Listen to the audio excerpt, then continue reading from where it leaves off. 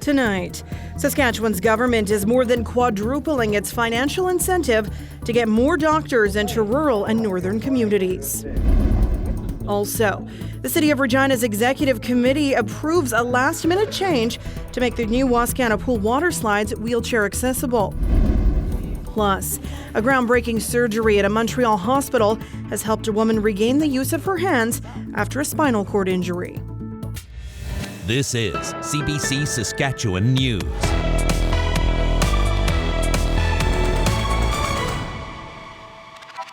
It is Wednesday, March 15th, and the CBC Saskatchewan News starts right now. Good evening, and thanks for joining us. The Saskatchewan government is upping its cash incentive to attract more doctors to rural and northern parts of our province. It says it will offer one of the most competitive financial packages in Canada. The Premier made the announcement this morning at the annual SARM convention in Saskatoon. Adam Hunter reports. Premier Scott Moe likes to make announcements at the SARM convention, and this one, that his government is upping its financial incentive to attract doctors to rural and remote communities, received a welcome response. This is going to help us attract doctors into our rural communities across the province. That incentive today is at $47,000, and we're going to increase it to $200,000 for a 5-year return of service in your community. The incentive program is designed to get doctors to stay all 5 years. The payout begins with $15,000 in each of the first 2 years, then bumps up to $20,000 in year 3 and $75,000 in years 4 and 5. The head of the Saskatchewan College of Family Physicians says it's a pleasant surprise. We also am glad to see that there's recognition for the fact that there is a crisis in family medicine, and part of that crisis is the recruitment as well as the retention of family physicians in rural and remote areas. So we're very happy with that announcement today. Dr. Muller says he came to Saskatchewan 20 years ago through an incentive program and worked in rural Saskatchewan. This cash reward is available to doctors new to or moving into rural or remote areas. Maybe if they're young and they get married and have children go to the school, they're more likely to put roots down in that community and stay on afterwards. But this incentive could squeeze out the bedroom communities around Saskatoon and Regina. They're not eligible for the incentive program. Doctors in Warman and Martensville have expressed concerns about shortages in the past year. Dr. Muller says bedroom communities are competing with both major cities and rural Saskatchewan, so this incentive program could hamper their ability to attract and keep doctors. Adam Hunter, CBC News, Regina.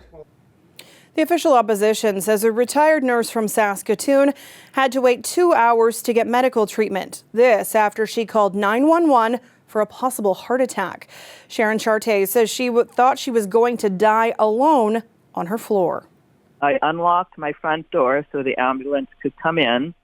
I laid on the floor in case I went unconscious or my heart stopped. I phoned my 2 sons because I didn't know if I was having a heart attack. I said possible final goodbyes to my sons, and I laid there for over an hour. And finally I got a call saying the ambulance was on its way, and I just started crying. Charté waited for an hour for paramedics to pick her up. Then she waited another hour inside the ambulance because Saskatoon City Hospital couldn't admit more patients. Charté says it was the worst experience of her life. Her career as a registered nurse looking after others in our healthcare system. And when she needed the healthcare system to be there for her, this government let her down. While she was on the floor, waiting for the ambulance, not knowing when it would arrive, she called her sons to say goodbye. How is this acceptable to this health minister? The quick answer is, Mr. Speaker, that's not acceptable. That's not what I would want in our healthcare system, Mr. Speaker, but we are working with the healthcare providers to provide better service, Mr. Speaker. The health minister says the province added 70 full-time paramedic jobs in its last budget, but he acknowledges that the healthcare system is still, at times, over capacity. The man accused of killing Ali Moosehunter took the stand in his own defense today. Ivan Martel is on trial charged with first-degree murder. As Dan Zakreski reports, the accused says he was out selling drugs when his girlfriend was killed. Ivan Martel says he's a drug dealer, not a killer. The 32-year-old took the stand today to explain exactly what he was doing the night that Ali Moosehunter was beaten, stabbed, and strangled to death. Martel said that he began dating Moosehunter in 2015. The relationship had its ups and downs as Martel struggled with addictions and spent time behind bars for dealing drugs. But he says the pair had reconciled and moved in together just before her death. Martel said the pair went out for dinner at a restaurant and then came home and were hanging out. But people kept on calling him asking for cocaine. So he said around midnight a friend came and picked him up and they went out to do drug deliveries. He says that Ali Moosehunter was alive when he left home. Moosehunter's family came and went from the court this morning as Martel testified. They often gasped and shook their heads at his narrative. Martel said he made several stops that night, eventually falling asleep on a friend's couch. He says that he learned the next day through Facebook that Moosehunter had been found dead in their apartment and that he was wanted for murder. Dan Zakreski, CBC News, Saskatoon. Late this afternoon, the Crown asked for an adjournment in the trial. The prosecutor says the first she heard of Martel going out to sell drugs on the night of Moosehunter's death was when he testified today. She asked for time to speak with investigators before beginning her cross-examination. The trial resumes next Wednesday. Airsoft is a combat-style sport where players shoot at each other with fake guns, and about 35,000 Canadians play it. But it's been banned in many countries, and as Aaron Collins reports, fans are worried the sport will end if the plastic weapons are included in Canada's new proposed gun law. Even up close, hard to tell this machine gun from the real thing. Only the sound gives it away. This gun shoots plastic pellets, not bullets. This sure looks like a real gun. It does, and that's kind of the point of Airsoft. They're cool because they look realistic, and that's why people like to collect them. At this Calgary Airsoft shop, business is good. It recently supplied most of the replica guns for the hit HBO show The Last of Us. But in the real world, these toys too real for Canada's proposed new gun law. If passed, airsoft guns like these could be prohibited, making it impossible to import or sell them. They want to ban anything that looks realistic and like a real firearm. So if the bill passes the way that it is, that would mean the end of airsoft. And airsoft is growing in Canada. Tens of thousands of Canadians play it as a sport, pumping tens of millions of dollars a year into the economy. Some players worry the federal gun ban could mean the end for their hobby. I would have to find something else to do. Honestly, I've spent a lot of money on this and I really enjoy this, so it would actually really suck if C21 completely banned this sport. Still, even toys that look this real can be a problem. Like 20% of all violent firearm-related crime in Canada is committed with replica firearms. So they are creating a danger. For its part, the federal government says it's working with the airsoft industry to keep it alive, but insists replica guns that look too real can be dangerous. Do you understand why that might be a worry?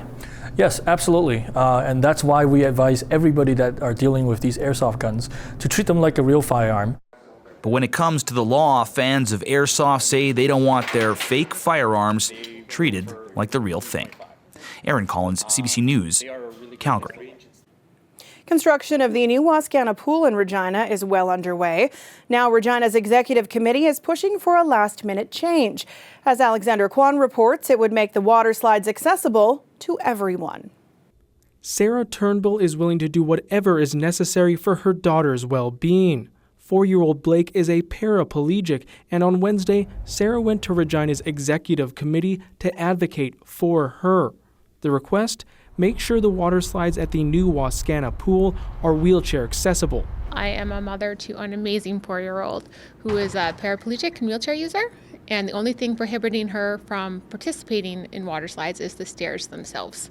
The new $16.5 million Wascana pool is meant to be accessible. Its washrooms and change rooms will be inclusive, and its lap pool and hot tub will have ramps. But the 9-meter-tall water slides won't be wheelchair accessible. For advocates like Crystal Johnson, that's not good enough. It's a reminder of her personal experiences. So I wanted to go up on the water slides, but because there were stairs and I was in a wheelchair and I couldn't stand or walk, I would actually plot myself on the floor, and I would drag myself up each step up to the water slide. Direct administration to convert the open... Johnson's mother is City Councillor Tarina Nelson. She put forward an amendment to make the water slides accessible. On Wednesday, a city committee approved it. A lot of times it wasn't advocating for Crystal, but it was advocating for the mothers and the fathers that don't have the voice or the knowledge that we had. City Council will need to pass a final vote before staff are directed to build an elevator for the water slides. It'll cost just over $500,000. The elevator construction won't happen right away, and Wascana Pool will open as planned this summer. At the latest, the elevator would be ready for the 2025 season. We need to push to make sure that everyone has the same access and rights, and I hope that the lessons today are applied to buildings of tomorrow, so that we're not here as an afterthought. It's thought of first and frontmost of mind. City staff say the elevator accessible water slide would be the first of its kind in Canada, and that moves some to tears. Alexander Kwan, CBC News, Regina. The latest numbers on Canada's real estate market are out, and they show continuing volatility. Both sales and prices are down sharply from the peaks of a year ago, but some market watchers say there are signs of a rebound coming. Anis Hadari explains. Home sales in Canada were down in February by 40% compared to a year ago when interest rates were still rock bottom. But times are changing, say economists. Prices continuing to slide for now, but probably a few months down the road, we might see prices stabilize. And while price increases have slowed down since the height of the pandemic, housing costs are still high. I think it's going to take a little bit more time to see that type of froth coming back, and which is not a bad thing, really, because we're still looking at very steep prices in certain parts of the country. While housing prices in parts of Ontario and BC have dropped from their highest points, a lot of those costs are still higher than before the pandemic. And markets like Calgary, Regina, and St. John's are notably still close to their peak prices. There are also fewer properties on the market these days. Newly listed properties down in February compared to January. The majority of people, even if they want to move, they're staying put because they're too scared of these high rates. They're too scared of, what they're going to get for their own house. Is their house even going to sell? And so we're not seeing that many listings. Those high interest rates could be shifting. A pause on interest rate hikes might encourage buyers and sellers to jump back into the market. And while it doesn't have data yet, the Canadian Real Estate Association says it expects more properties to be ready for the market in the spring. Anis Hadari, CBC News, Calgary. If you look past the white snow, it almost looks like spring in Saskatoon. Things are really melting along the river, and it won't be long before that prairie lily is back in action.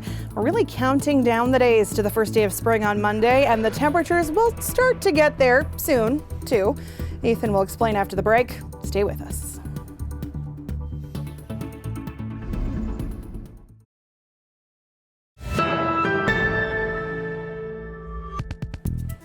He's an international wrestling star, a rock star, an author, an actor, and a producer. Now, the street he grew up on is named after him in his hometown of Winnipeg. A section of Wordsworth Way in Westwood has been renamed Chris Jericho Way. Jericho was at Winnipeg City Hall to receive the honor. He also got a Queen Elizabeth Platinum Jubilee Medal from the province this afternoon. It's an honor. You can't even put words to this. And my mom passed away about 15 years ago, and she would be so proud of my grandma and everybody else like that. So it's a great day for me, and I really appreciate this, and I do not take this for granted. Chris Jericho and the All Elite Wrestling crew are putting on a show tonight at Winnipeg's Canada Life Centre. This weather update is brought to you by Mercedes-Benz Regina, part of the Capital Automotive Group.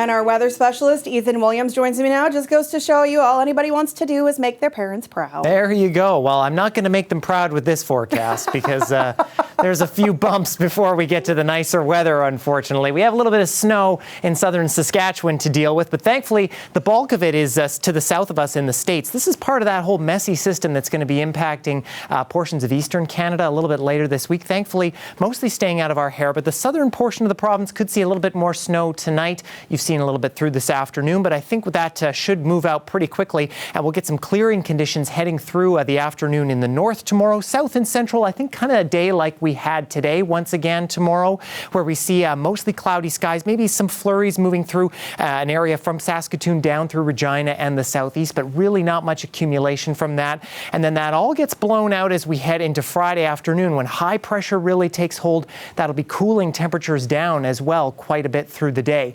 Now, in terms of that snow overnight tonight, again, I think we're only expecting about 1 centimeter or 2, and the highest amounts will be in portions of the southwest, but really not that much for anyone else. And with winds tomorrow, we will see those picking up a little bit in the south once more, close to 40 kilometers an hour in some places.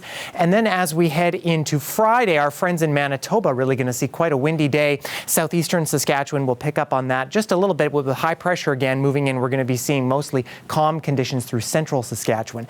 Now, as that high pressure moves out over the weekend, our temperature is going to improve, and that's going to be helped by our upper atmosphere. The jet stream really starting to surge here into a bit of a ridge, and that's going to slowly move its way eastward, especially as we head into the back half of the weekend, bumping up those temperatures. But it has been a really quite a cold start to the first half of March here. In fact, in Regina, we've averaged out these last 15 days around -6.4. We should be about 3 degrees warmer than that, but we weren't as cold as the first 15 days of March in 2019 when we were around -7.5. We've only seen about 4 days above average so far this month. Saskatoon even more stark. Our average high in these first 15 days around -8. We should be about 4 degrees warmer than that. The coldest, though, in the first 15 days of March on average, you have to go back to 2011 where it was -10.6.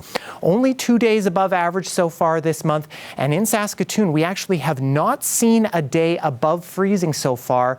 And that's the first time that that's happened in the first 15 days of March since at least 2009. And I say at least 2009 because that's how far back publicly available Environment Canada data goes. So yes, indeed, it has been quite cold. And unfortunately for Saskatoon, I don't think we're going to see a day above freezing over this next little while here, but we will get closer to normal, at least after some flurries tomorrow. We are looking, unfortunately, not for that pot of gold on Friday with the temperature, but things starting to improve a little bit. Regina, again, possibly some flurries tomorrow. Again, a cold day on Friday with that high pressure moving in. And then finally, we are getting some sunshine and warmer temperatures. The numbers, Sam, are all boiling in my head and starting to give me a headache here. A forecast your parents could be proud of. That, hopefully.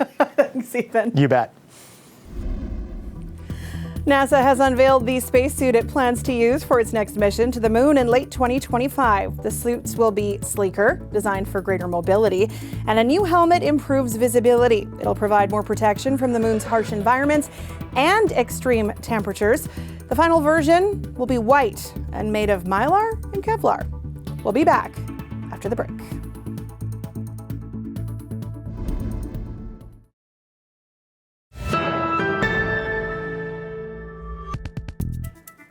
A groundbreaking surgery at a Montreal hospital has helped a woman regain the use of her hands after a spinal cord injury.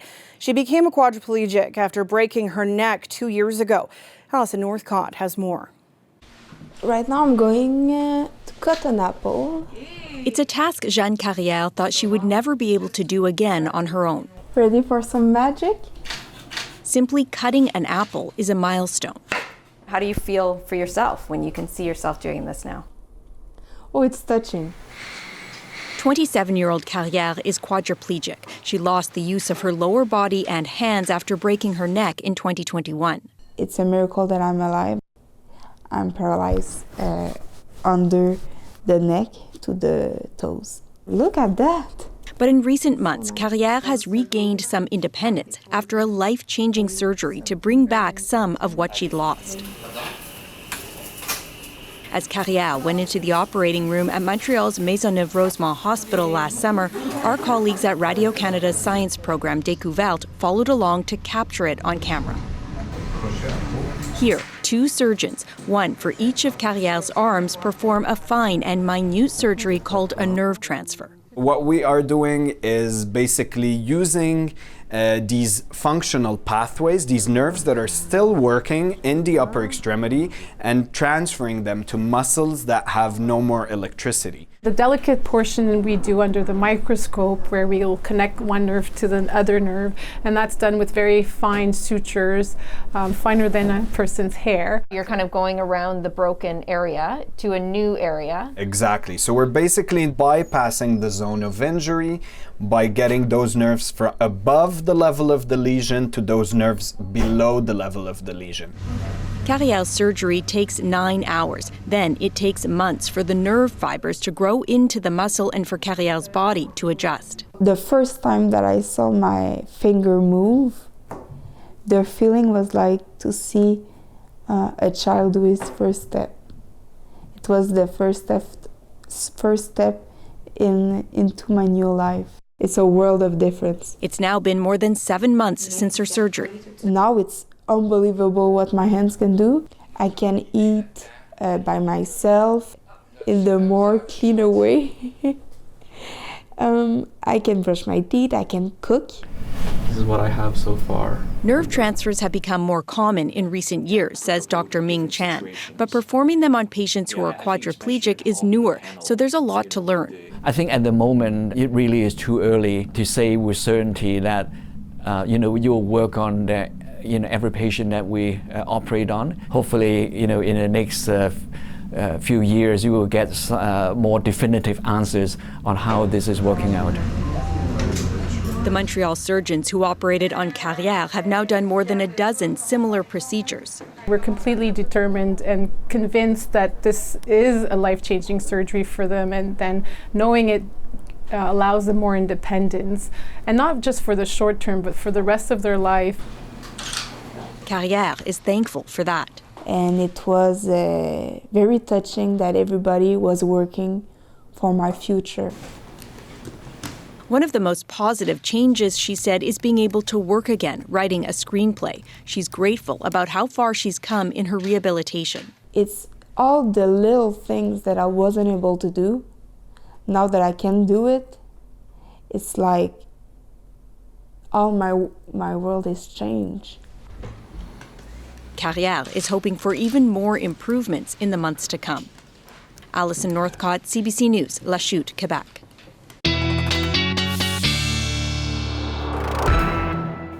What an incredible story. Ethan's back with one last look at your weather. Follow that one.